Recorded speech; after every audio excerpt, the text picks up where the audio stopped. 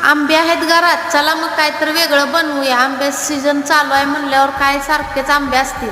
घ्या मग फ्रीजमधनं काढून व्हिडिओमध्ये दाखवते तसं करून घ्या. मग स्वच्छ धुवून आणि वरची साल काढून घ्यायचा, आतला गाभा काढून घ्यायचा आणि नंतर मिक्सरला बारीक करून घ्यायचा. आणि असं खोबरं घ्यायचं, गोलगुंडा कसा निघलाय तसं निघायला पाहिजे तुमचा पण.